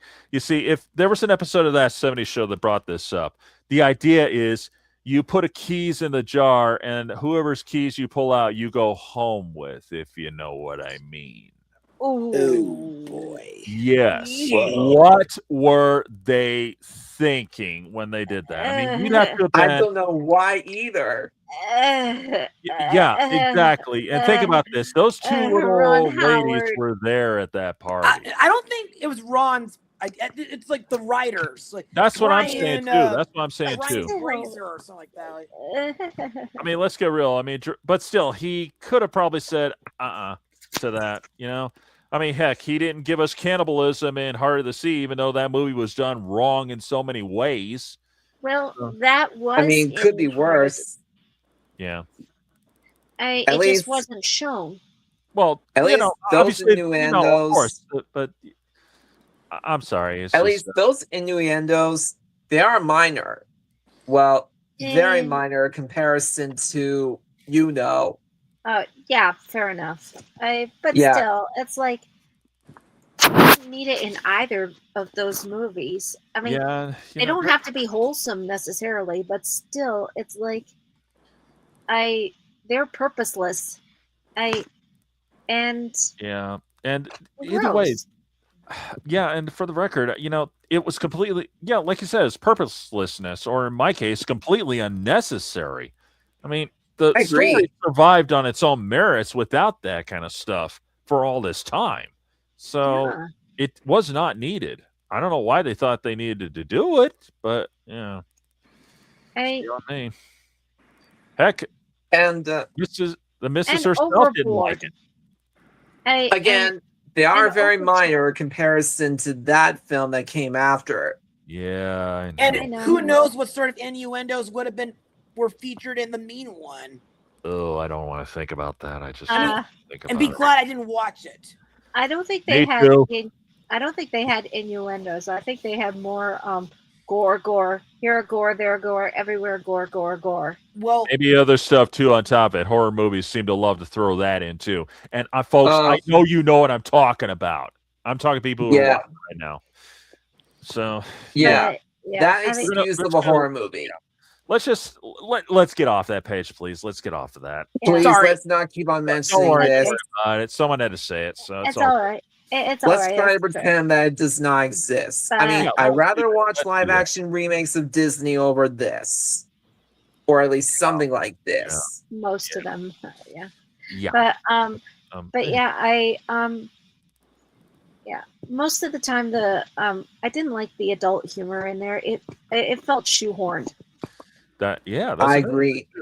Even in when we first met Martha, she wearing that Mrs. Claus outfit. I mean, the outfit looks nice, but the way I know. But the way on the bottom side is very a little skimpy. too much. But at the same time, that light cannon that she uses was pretty cool. That was awesome. I wish I had one of those. I could use one of those. Me Right. too. I kind of wonder if they started building and manufacturing some of those after the movie came out. I haven't seen any being sold yet. Give it time. Who knows? And also, two things. Still, it could be useful. Sure. Yeah, that could be very useful. Right next to the pizza hydrator from the Back to the Future Part 2. I wish I can have one of these. Yep. And also, there's one thing that I would love to mention or bring it up, is that back in ABC Family, they showed the film featuring deleted scenes. Oh, and yeah, I remember seeing that at Denny's. Yeah, and it also featured the lighting contest. And the Christmas lights contest. Yeah, and Martha won again. Yeah. Well, not exactly, because it was supposed to. Well, it is on purpose, because it was supposed to be Betty's the winner. So the mayor rigged it. Pretty much. Yeah. Or I would say cheated. Big surprise. That's the same thing. But still, rigged is the same term. Yeah. I would have picked Martha, I would not pick Martha's this time, because they're nice, but yeah, very classy. The other house was more colorful. Yeah. I agree. Yep. Yeah. But for me, if I was the mayor, I would say that both of them are winners, because they look great at best. Yeah, but we know why he said that, though. And yeah. Another deleted scene that I kind of liked was the reason why Cindy was interviewing certain people regarding the Grinch for some sort of history report. Of course. And there are a few deleted scenes that I wish that they could have added in. All those deleted scenes should have added in the re-release of the DVD, but for some reason, it didn't happen. Well, I think they're still in the special features, but that's about it. For me, it's not enough. But I know what you mean, though. So, in fact, there is a channel called Mr. Grinch that released his own director's cut. Or I mean, his own extended cut. Sure. Which is featuring the deleted scenes. And some moments that was in the commercials, but not in the actual film. Yeah. And of course, I'm sorry, go ahead. I was going to mention about the sets. They don't get enough praise. Yeah, like I said earlier, why. They look like they were taken right out of a Dr. Seuss illustration. Yeah, believe it or not, critics actually hated that for some reason. In fact, it was nominated for. They said they were too clunky and over the top. But that's Dr. Over the Seuss. top. They're meant to be clunky and over the top. Precisely. Can't they get How could some people say something like that? Yeah, well, obviously they never read a Dr. Seuss book. If they read that, you'd know that that's the way his machines in his books are. They're always like that. Exactly. In fact, come to think of it, it wasn't. And here's the thing. It was nominated for an Oscar for Best Art Direction alongside for Best Visual Effects. Oh. But I wonder what it lost to. Let me check. Wasn't Harry Potter coming out at that time? No, Harry Potter came out in 2001. No, that came later. Okay, yeah. And also, even though the special or the book didn't have them, I think the vehicles look good too. They were. Do. I mean, they really put their hard work into that. I mean, and believe it or not, this was the same guys who did the Flintstones. Interesting. Yeah, that's why. And we saw how realistic their rock cars were and all that. So it's no wonder why this came out so great. Yeah. And also the idea of the Grinch's sleigh being rocket powered. That's awesome too. That's awesome. Yeah. That feels good. And get this, I was kind of wrong. I mean, that sort of gives Max a break when it comes to taking the sled down. Yeah. But taking it back up. That must have been really heavy for him. Oh, I'm sure it was. But and I love the moment when he said, "What are you laughing at?" Yeah, Rudolph. But at least on the bright side, he tried to spare him that moment until it happened. Until it ran out of gas. That's it. Oh, and then when he laughed at him, that's what really did it, I think. So, but yeah. What'd you find, Jonathan? Well, turns out I was kind of wrong. Turns out it was nominated for best art direction, costume design, and makeup. And for costume design, it lost.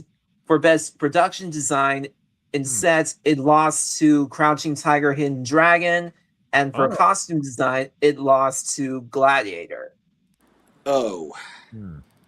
Well, I have seen Crouching Tiger. It is a good movie, but still, compared to that, I don't know. But I know one thing that that some of the critics complained about, which I could kind of agree with, was really the it was the camera lens. I mean, maybe they polished it up for the 25th anniversary, but it did look a little dingy, and it does look a little dingy for Whoville a bit. I mean, the sets look great, and it does look colorful, but the lens and the lighting probably needed to be polished. Maybe it's because they wanted to match the feeling of winter. That's just my guess. Well, winter's supposed to be colorful and pretty, and it does happen at night, yes. With the Dr. Seuss book, it was made to look like it was glorious, but in the live-action movie, this is something I will admit to. It does look a little dingy and dusty. I wonder if it has something to do with the fact that it was actually shot in studio. It wasn't on like any location. That would make sense. I think it does shot. It did shot in the backlot soundstage of Universal. That's just my guess. And it is sad that set's gone. Yeah. It was replaced with a set of Nope. Which, in my opinion, is okay. I don't see much of a big deal for it, but still, I wish they could have kept it. Yeah. Yeah, I think if they polished up the cameras and the lens and the and maybe even made the effects look, make the town look a lot brighter and more colorful, then I think it would have been an instant win. Yeah, it could have been. I think now with color restorations, they could do that. Because that was something that be done, yeah. That was something that collectively, Roger Ebert and Roper and Ebert, Roper, and Doug Walker complained about, and it's one of the few things that I did agree with them on. Yeah. Although we can agree they are wrong about the costuming. So yeah. Yeah. Because the costumes look great. They all collectively agreed that the Grinch costume looked awesome. Yeah, that's true. Yeah, at least they agree on this one. Yeah. But they thought that the Who's looked scary, which I don't agree with that at all. No, I don't. Especially after seeing those clips, they're not that scary anymore. Yeah, and let's be grateful. Looking, but that's it. Let's be grateful they didn't go through with that, because that probably would have scared kids. Big time. Yeah. And of course, another thing I would love to mention is both not just the songs, but also mostly the music by the late James Horner. Yeah, we all know James Horner. He has a talent with tugging at our heartstrings with his music. Yeah, I know. Like he did on Casper, Braveheart, Titanic, Mighty Joe Young, American Tail. Yep. Oh yeah. Yep. Sure did. And this one was no exception. I thought he did a really good job. Yeah. As well as Avatar. Well, the very first one. Which Avatar? The 2009 one. Okay, so the one that James Cameron did. Yeah. So the James Cameron Avatar. Right. Okay. Yeah. When you put all that together, you have one heck of a good Christmas movie. In fact, this was so good back then that, there was very few commercials involving Santa Claus. True story. Because, the Grinch really kind of took over that year. I like it. Oh And yeah, if I'm never anything, gonna forget that. I mean, the Grinch has been all over commercials, especially during the marketing. Not just during trailers and promos. I mean the actual marketing, like toys, food products, and all of this stuff. yeah, a And very most of the crappy video time, game and all kinds of things. and most notably, what we see in the commercials, I always remember that they don't show you his full costume. They only show a little bit, mostly his feet and mostly his hand. Yep.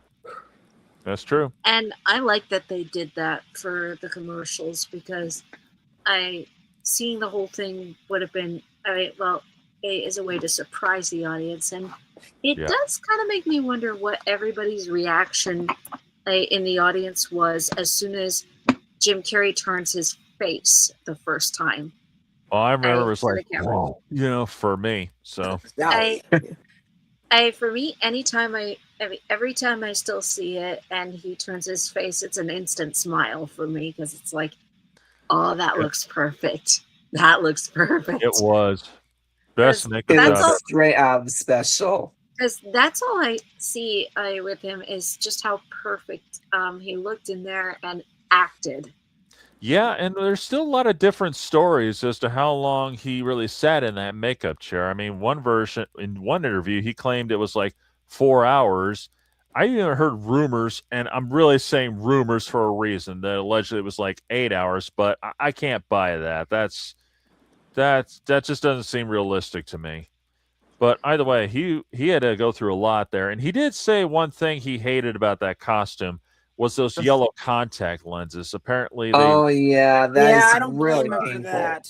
Yeah, contacts scare me.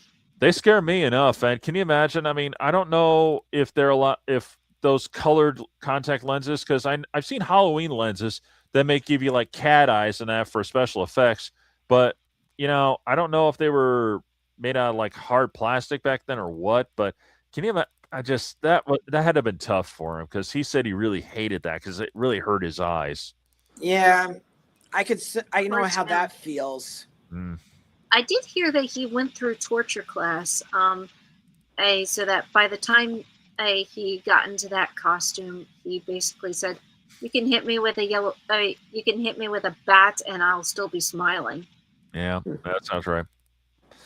And funny coincidence, guys. The fact that that the rest of the costume, his, the body is actually made out of yak hair. And knowing that now, I got to bring this up. Knowing that now, it is ironic considering Ace Ventura 2, where he was doing his impression of a yak. It's a coincidence, of course, but still, what are the odds? I mean, really, what are the odds? But yeah. But still, anyone who could perform in a costume like that, he really outdid himself big time. It really did. And again, I cannot see anybody else in that role at all. No, not at all. Because I think anybody else in that costume would have been screaming and yelling at the director. Like, if Jack Nicholson got the role, I think that he'd walk off set after he had his first fitting. I'm sure he would have, because it's far different than playing the Joker. All he had to do was put on some grease paint. Technically, so, and of course, and whatever was holding his mouth to like that. Yeah, I don't know about that. What was that? Prosthetics or anything? Or anybody? Might have been. Yeah. But considering what Jim Carrey, I mean, he would have had special prosthetics for that. So I don't know. Yeah, I just can't see anybody else wearing that kind of makeup and being okay. And or even being physically fit. And heck, even the people who who critique the Grinch have to acknowledge that was one of the biggest strengths. Yep. And well, a lot of us talk about the Cat in the Hat and how Mike Myers was fighting against the costume. Yep. The heat mostly. Yeah. The heat inside the costume. Yeah. And whereas Jim Carrey had the ability to become one with the costume. Yep. He sure did. I think if it was any other actor, it would have been the same result as the Cat in the Hat, where and get this, they hire and get this, they hired an agent from the CIA to help Jim Carrey out, especially when he has to go through the costume. From the CIA. Interesting. Of course, well, CIA? That's what I found out. I found out by watching the top 10 things you didn't know about the film by Minty Comedic Arts. I like him. And get this, you know who visited the set? Ew. One of his heroes, Don Knotts.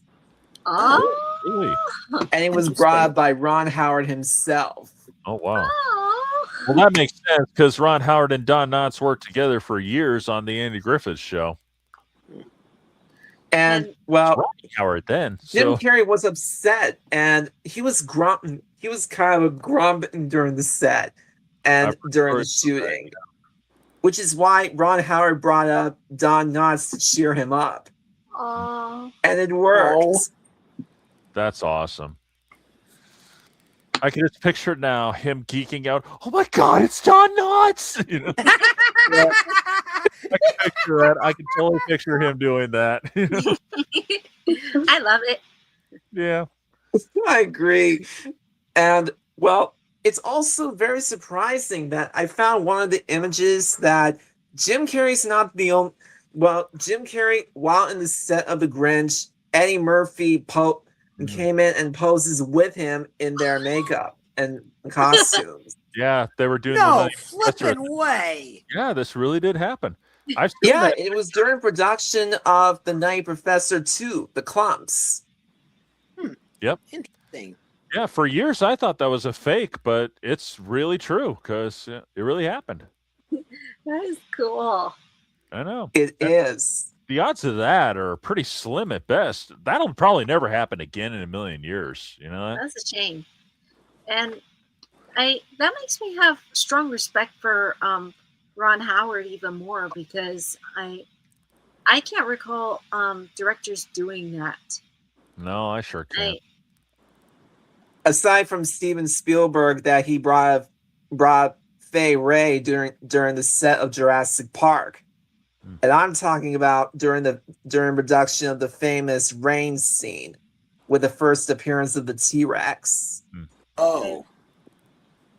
Man. I'm not kidding. It was according to Sean Paltz YouTuber Sean Paltz, that during production, Fay Wray visited the set. Interesting. Yeah.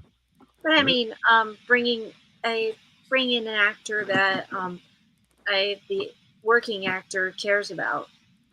Yeah, totally. Because I think that's really cool. Yeah, and I'll tell you this, Bonnie. One of these days, you got to check out Apollo 13 because he really pulled out all the stuff. Oh, you did? I've seen it too. Oh, awesome. Jonathan and I, we saw it in social skills class together. Oh, nice. In high school. And I remember I saw it during high school watching too. it. I saw it when I was in, I think I was still in middle school at the time when it came. I saw it when it came out. And, you know, that has been the most historically accurate movie out there. And he really did his homework on that one. He did. And get this, it's now 30 years. Yeah. Hard to believe. Interesting. But yeah. And, you know, I definitely got to show this again because we all could love a good laugh. Bring it.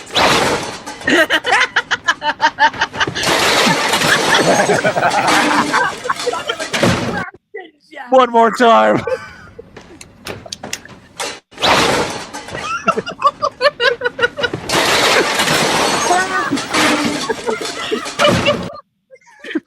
I said it before, and I'm going to say it again.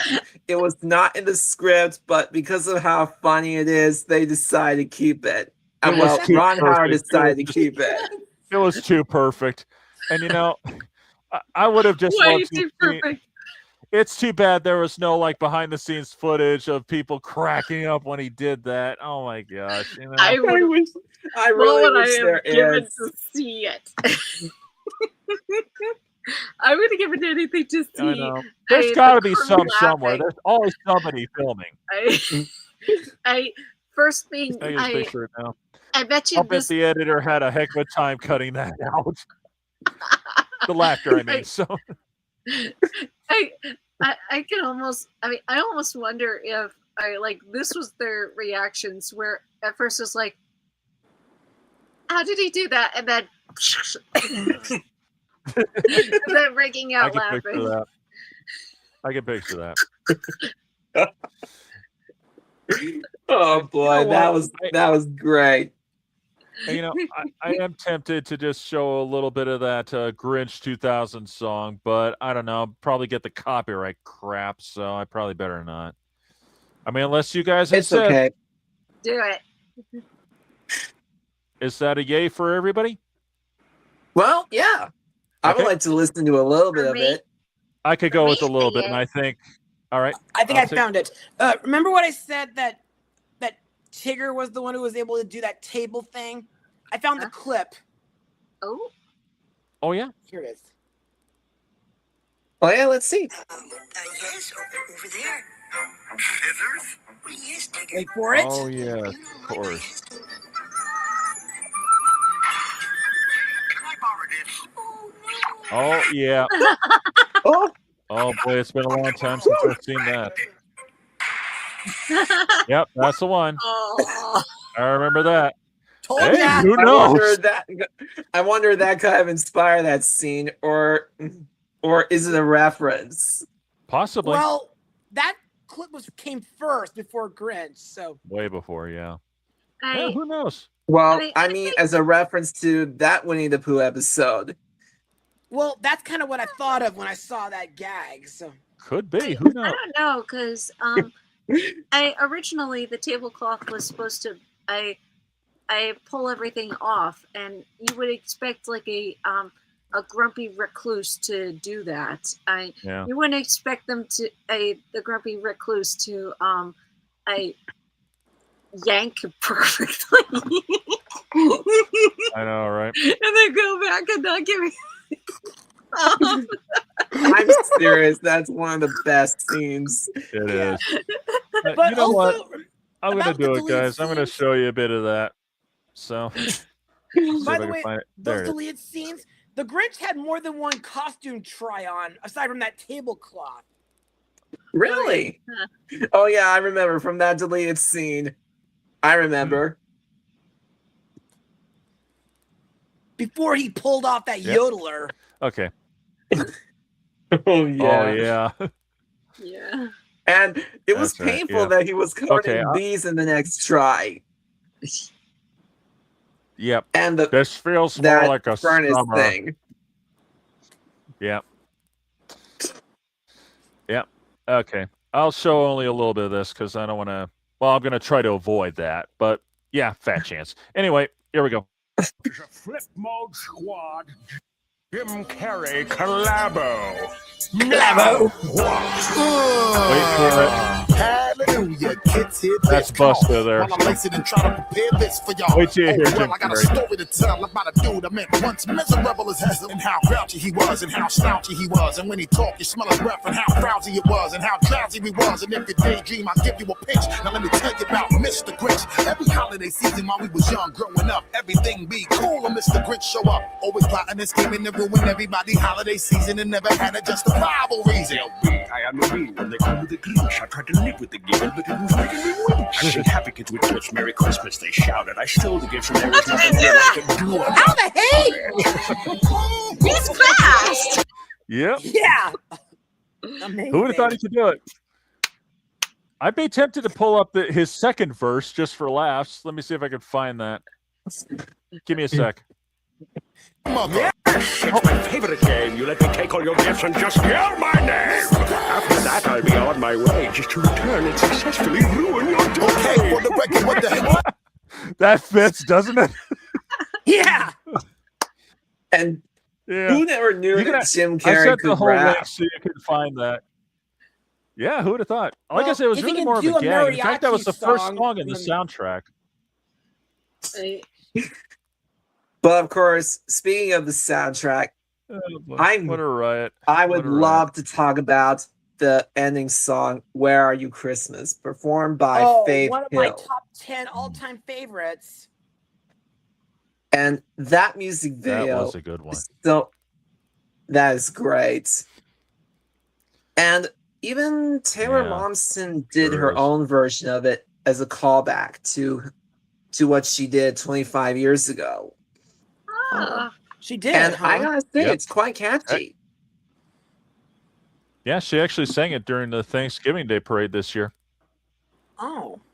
Yeah, seriously. I didn't know that I'll have because to look it mostly I didn't know that she did that because most from the Thanksgiving Day parade because most notably I was focusing on the singing voices of Huntrix in the performing Yeah. Golden at the time. I mean at that day. Well, unfortunately, they were really buzzing through every singer like crazy, and every band. It's like they just want to get it over with. Figures. That's one of the reasons why I pretty much have given up on the parade, believe it or not. But my family keeps insisting on watching it every year. I don't know why, but they do. So, yeah. And yes, I'm a Grinch when it comes to Thanksgiving because, well, you work at a crappy restaurant for 10 years and you're forced to work on Thanksgiving. There you go. I get it. Yeah, So- I understand. I work at Yeah. a grocery store. Yeah. And I Yeah, work that at sucks. Target. Yeah, but try this for a slap in the face. You want to be home, having Thanksgiving dinner with your family, and the boss brings his entire family there, and you serve them as a final thing. Oh boy. Yeah.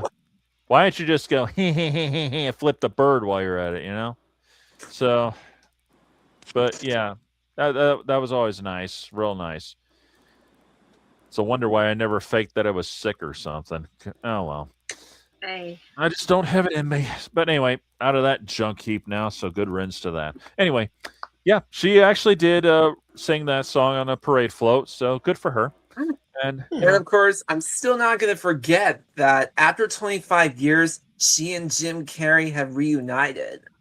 That was really sweet. That was. It's Epic. like we Very finally epic. get a reunion. Yeah. In fact, I don't know if you ever saw the reunion picture that I made not too long ago, where since like I said, it was like 25 years since I got to be in The Grinch Who Stole the Season, and I made like a reunion picture, like something like excuse me. like this. Oh, I love that picture. Oh yeah, I did see that. That remember. was awesome. I saw that.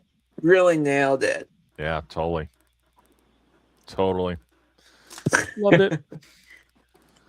Well, guys, I really love that. I think we pretty much covered it all, did we? I think so. Pretty much, I think Yeah. so. All right.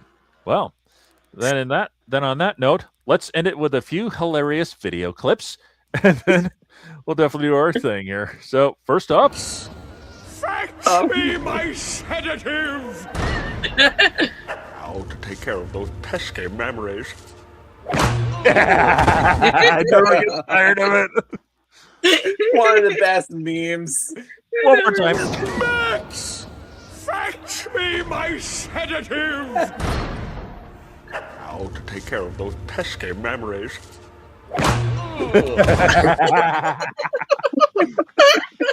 Oh boy. That never gets old. No, That and neither really does never this gets one. I old. gotta do it again. I gotta do it again. Oh yeah, that one. I can watch that for at least 20 minutes. Or that Oh my echo part. god. One more time.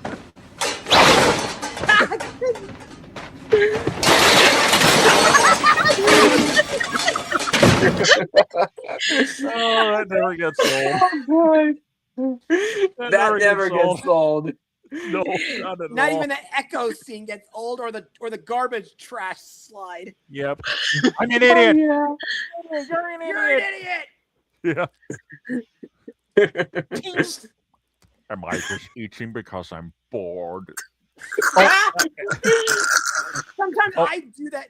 Eat because. Oh my god. Oh yeah, and of course I gotta mention, odd. Better check the outgoing. If you clear so much as one syllable, I'll hunt you down and cut you like a fish. If you like to fax me, press the star key. Never get tired of that. I wonder I if so Linda want to Hagen put would that have as that as her answering machine. I want to put Boy. that as my voicemail, so people will leave me the heck alone. I'm telling you. Who knows? Might actually work against those stupid telemarketers. I don't know. After 25 years, it's still hilarious. Yeah, totally. Totally. Oh boy. Oh boy, it's still great after all these years. And I mean, I rewatched it recently, and I might just do it again soon because you can't help but love this movie.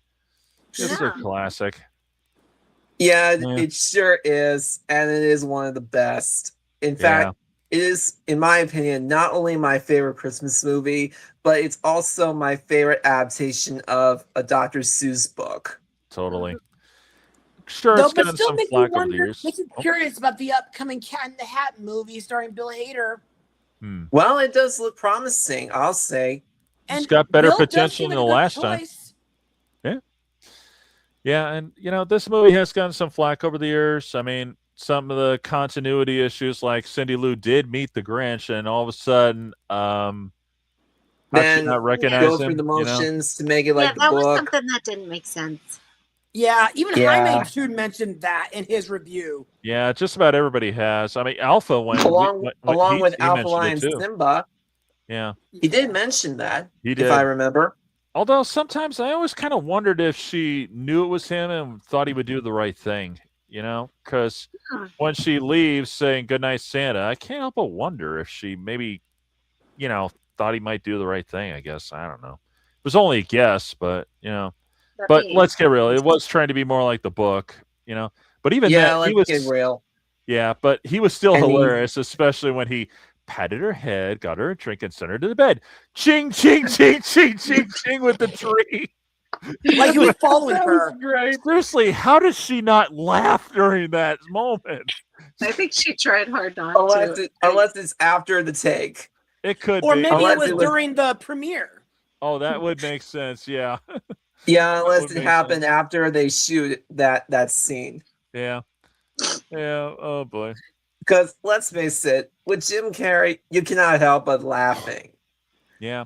And there was another thing I forgot to mention. Even though they did rely on that vacuum cleaner a good lot of it, they still did do some Dr. Seuss shenanigans for how he's stealing presents, like using the truck to push the toys in the bag, or him Yeah. pulling on his fingers and on his toes, sort of. Or plucking yeah, sugar that. plums. I know, that still gets me. The Grinch That can was- steal your dreams. And don't forget Freddy when he Krueger was would like to have a swinging, word with him. that leads. Don't forget that swing part Oh, that yeah. leads to a transition. That was a nice touch right there. Oh Yeah. Yeah, and who Also, can forget? why replace the magnets with a jar of mods? I thought it was Oh creative. yeah. It was And creative. also that I don't saw know. part was clever. Oh yeah. Oh yeah. That And totally I'm pretty would have sure been that Dr. tree, when it happened, I think that belongs to that police officer because I can tell Oh by yeah. the donut. Yeah.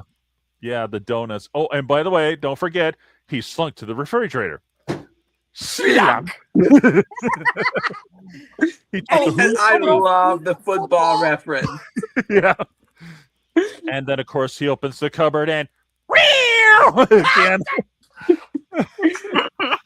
Yeah, that was great. Oh, that was priceless. I'm still not gonna seriously, I'm still not gonna forget when he uses in both the promo trailers and in the movie that they use the roast beef as a football. That's what I And he just referenced said an a second ago. NFL. Yep. And that roast beef looks delicious. Yeah. It does. Too bad I it's not want to real. eat that. And I like the ending when I like that change in the ending when instead of taking place in Whoville having that feast, in the took cave place instead. in the cave. That Actually was nice. was kind of cool. That was. Yeah, I think it's a nice change. Totally. That's probably got to be the fastest that he's ever cleaned up his cave as well as set up for a crowd of thousands. He might have had help, theoretically. Perhaps. That's fair. Yeah. And I know a lot of people might kind of contradict the whole scene where he lifts up the sleigh because, originally in the book it was just, and in the special, his heart grows then when he's trying to save the presents. But even though that was kind of foolish for Cindy Lou to climb up on that sleigh in the first place, I think it gives a little better meaning because, it always did seem a little contradicting that here's the Grinch trying to save the toys after he realizes there's more to it than just that, originally. But in this case, well, he starts off that way, but he was going to let it go. But then he saw Cindy Lou was up there. So, of course, he had to save her. Yeah. And he was the only one who could. What are you doing up there? Yep. Yep. And, well, that was great. And, of course, another thing that I wish it could have been in the movie that they kind of missed that opportunity. You know that famous ending line scene from the special? Yeah. That when from the narrator saying, "Welcome Christmas while we stand heart to heart and hand in hand." They could have added that in the movie and they could have added that in the script. That was the perfect opportunity to do that in that ending scene of the cave. But somehow it didn't happen. Maybe they probably missed that and asked Anthony Hopkins to say that. I don't know. Of course, then again, considering the setup, maybe that wouldn't have worked in that film. I don't know. We'll never know. So, but, and nobody ever brings this up that I could think of. What's everybody's take on the whole idea that Whoville is actually in a snowflake? I actually like that. It's cute. Me too. I think even though in Horton Years of Who, it's on a speck of dust. So I guess during the winter, that speck of dust is inside a snowflake. That'd be my theory. Maybe. I mean, I thought it was a nice touch, actually. Yeah. I think it considered is. it. Yeah, I've always kind of considered it that way. So the part from the beginning of the part of the beginning when we get in the snowflake is a nice touch. It does look magical. And then it leaves the snowflake too. At the end of the story. Yep. It does really work. It is a really nice transition. Yep. And I can tell you this, just for fun, when my older sister and some of her friends were watching Frozen for the first time, and it starts out with the snowflake, one of them started quoting the narration from the Grinch. Nice. Love it. Because it was just too easy. Yeah. I kind of wonder how Disney did not think about that. I didn't think about the Grinch that way, but regarding Frozen, but still, like, there's also another thing I give the Grinch credit for: rhyming. Oh yeah. Yes. Oh yeah. They pull it off. It's not a Dr. Seuss film without poetry. Oh yeah. And they actually take it pretty seriously, and they do a good job with it. And oh yeah, like there are a few moments when they do that. There are a few moments when the mayor did rhyme along with his assistant when he said the Grinch will never come down, and when he doesn't, the mayor will wear the crown. That's right. Yeah, even Cindy does it, and also during the Grinch's backstory. Yeah, there's I rhyming. remember that. And that was before we got the adult joke. Hey, honey, our baby's here. He looks just like your boss. I'll never forget that. Yeah. Well, it's still better than the later moment, which I'm sorry to have scarred everyone for life for that, but couldn't go without telling the truth. So yeah, that's fair. And actually, you want to know something funny I did at one point? I don't know if I could find it, but basically, I I'm not sure if you guys have ever seen the Nostalgia Critics review of The Grinch. I don't know if I want to. That's okay. Give him credit for this. He absolutely rhymed absolutely everything, like the entire time. I remember. Which that is phenomenal, and I couldn't resist writing my comment in rhyme, going, "Sorry, critic, I like the Grinch. I know I'm getting lynched. But Jim Carrey's a lot of fun. The sets are fairly well done. The costumes are cool. I watch it on Christmas Yule." Nice. But I very much agree. But yeah, very much I agree. Dr. Seuss would not be PG. Probably not. No. But it's my guilty pleasure and a Christmas treasure. I couldn't resist doing that, and that was awesome, Bonnie. Thanks. And well, you might at least like the ending of the what do you call it, of the review, where he basically acknowledges in his quote unquote Grinchy way that people still like it, even with the review that he has. Yep. Because he not only rhymes the whole time, he also parodies the Grinch, the original one. And so it ends with him going, "Oh, whoa!" Said the critic, uploading his flick. They're finding out now that this movie is and I know what they'll do. They'll just, the mouths will hang out for a moment or two, and then they'll cry the genius of, "You know." Now those are the comments I simply must read. He went to the comments to take a look and see, but the reactions he got, were not sad. If anything, they were rather glad. Something like that. And it was a well done review, to be fair. But sadly he didn't like it, and I get why, but at the same time I don't agree. Yeah, but he definitely acknowledged.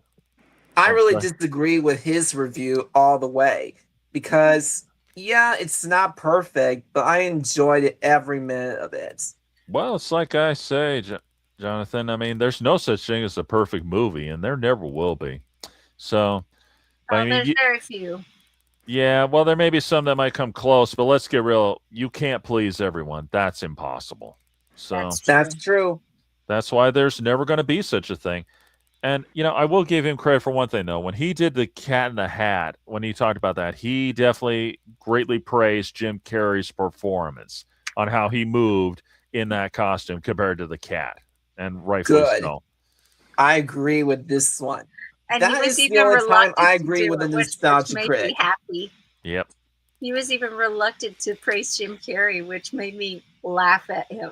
Well, I wonder if it was more of a gag, really. But yeah. You should listen to the Cartoon Heroes rhyming during his Memory Lane review video. Listen to this part. 2 reviews on the Grinch and the Cat in the Hat movies. One thing that I regret is that I never came up with a good name for the positive cartoon adaptations reviews. Here it comes. One person did suggest from animation to awesomeness, which would have worked, but in this case, I don't think it would apply. Yeah, I did stick up for the live-action Grinch movie, and I still do. It's not that bad, damn it. Was it a necessary movie? Certainly not. But it's not the Christmas lump of coal that some people make it out to be. On the other plot, there's The Cat in the Hat. That's an awful movie. No doubt about that. Its humor does not look disturbing. One look at the film and my stomach starts lurching. My mind is not the right choice for the cat, which looks like something Sylvester shat. And the humor was far too adult for this movie, which I don't think Seuss would have found groovy. The Grinch had raunchy humor, it's true, but it still had that Christmas magic and who's. Jim Carrey was funny, but Myers was not. Enough to make the Wickersham shout out. Okay, I'll stop. But totally. Everything that is absolutely true. Yeah. Right. Cartoon Hero was genius. That part. Like I said, whatever he said is true. It is. It's completely true. Yeah. It's hard to believe it's been 25 years for all this now. Seems like it was only yesterday I was in high school watching this. Seriously. Yeah. Oh, how time flies. I was just yeah. 6. I And most watched of us it on were my only TV children. Yeah. And I was a teenager in high school, so it shows you how old I am. How old I am. And we were in elementary. Yep. We were at that time when this movie was released. Yeah. Yep. Hard to believe. And it's a very fun movie, to say the least. Yeah. Absolutely. Totally. Yeah, and for anybody out there who has not seen it, and I highly doubt that, I highly recommend you check it out. And, if you're not a fan of it, I say give it a shot. I mean, you might think differently now compared to then. So, I say just give it a shot anyway. I've seen some good Christmas specials. I've seen some bad ones. I've seen some good Christmas movies and some lousy ones. 90% of them on the Hallmark Channel. Not counting. And some that are special to some people. Yeah, That's that too. true. That too. Yeah, but I'd say this is one worth taking note of, and and when you look past some of the raunchiness and some of the flaws or whatever, it still works because the acting more than makes up for it, mostly by Jim Carrey, but also with pretty much everybody in a way. Because let's get real. Even though the background characters, we all ignore them, they're still doing their part quite well. They really are. And of course, Anthony Hopkins, definitely Anthony Hopkins, great narration. Yeah, one of the best actors one of the best actors that is perfect for, and the right voice for a narrator, right next to John Hurt and Gary Oldman. And don't forget Morgan And James Freeman. Earl Jones. And Morgan Freeman. Definitely. Oh, Morgan. yeah, him too. And probably Christopher Lee. Yeah. Well, I think that pretty much wraps it up, don't you guys? I think so. Yeah. Perhaps. Yep. Yeah, I think so. Okay. I think so too. Well, all right. Well, let's see. For anybody who's watching, I hope you enjoyed this, and I hope you got a lot of barrel of laughs over our repeated little clips there. Thank you very much. But I had to. But mostly, I definitely want to thank Bonnie from Joy Unicycle, Joshua Oro, the Mustang Prince, and Jonathan, a reviewer, and of course Benjamin for joining me on this.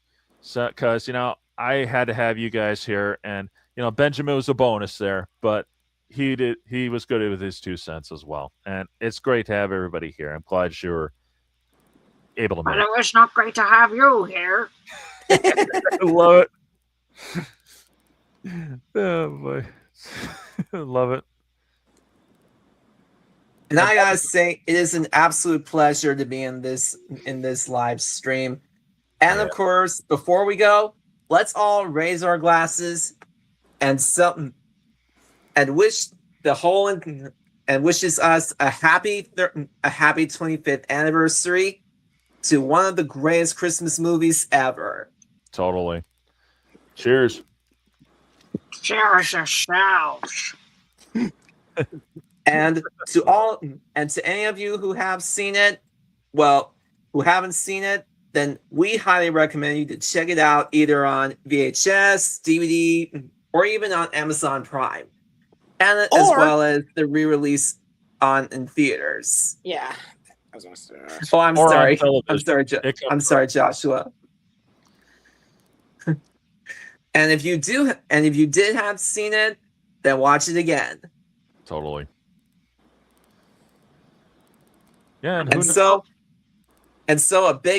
course a big thanks to the cast and crew, Ron Howard, Rick Baker, and Jim Carrey for making such a great movie. Totally. So without further ado, this is Jonathan the Reviewer saying happy holidays, and we will see you next time.